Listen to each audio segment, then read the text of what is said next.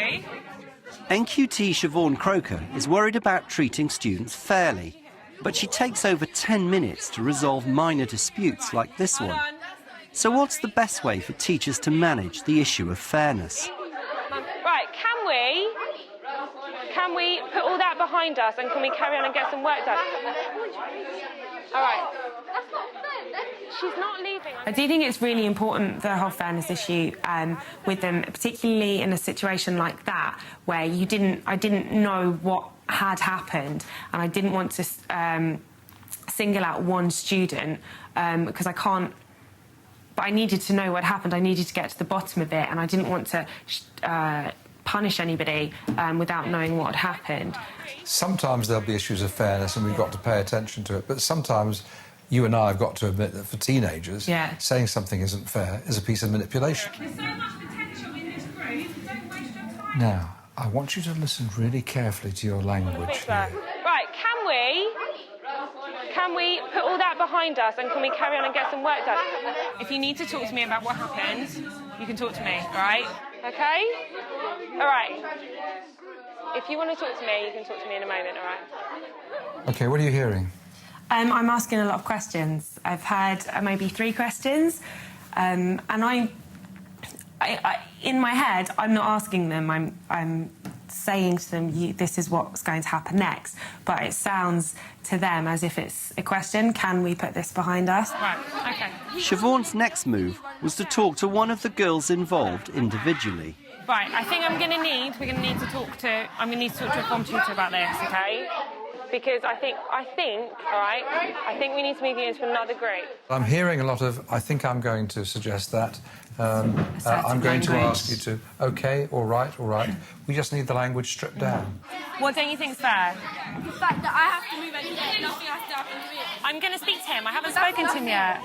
Yeah, but it's just so, I find it sometimes it's quite tricky. Just when you're trying to keep your eye on 30 other children, well, the 27 children in there. You're trying to keep your eye on all the other children and deal with what they have and to treat them fairly. And if you waste too much time, the rest of the class are going to possibly get off task. Lying behind all this, there's a big issue.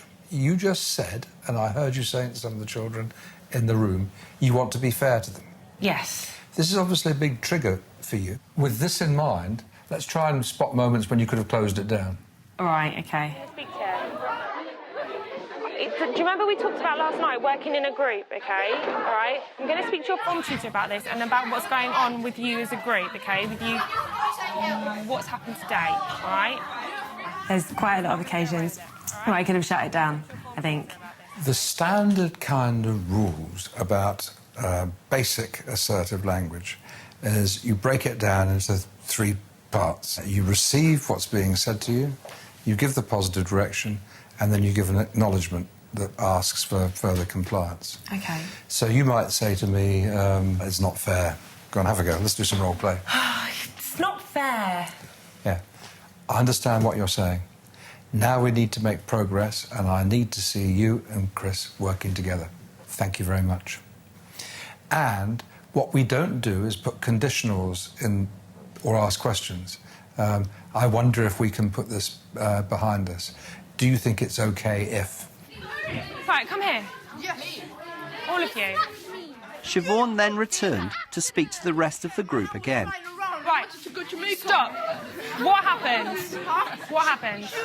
We were doing that scene and she went like that to me. It was an accident. It was an accident. What? It wasn't an accident. It was how do you know when you're in her body? Just tell me to get up and move my seat and go and sit somewhere else in your dominant, assertive leader voice, please. Could you stand up, John, and sit over there? Could I? John, stand up and sit over there. I don't want to. John, stand up and sit over there. Whoa, OK, good. I'm getting frightened of you now. There's a bit of impact there. Let me tell you something. The fairest thing is that all the children in a room can work in an uninterrupted way and they all get the teacher's attention. That's true. You've got apparatus for being fair after the lesson. Right. And you're prepared to give me a limited time to hear my complaint. But it's not fair to listen to everybody's complaint in a lesson. Your fairness exists in your total relationship with them and the procedures that you follow outside the lesson. But the fairest thing is to keep the lesson going.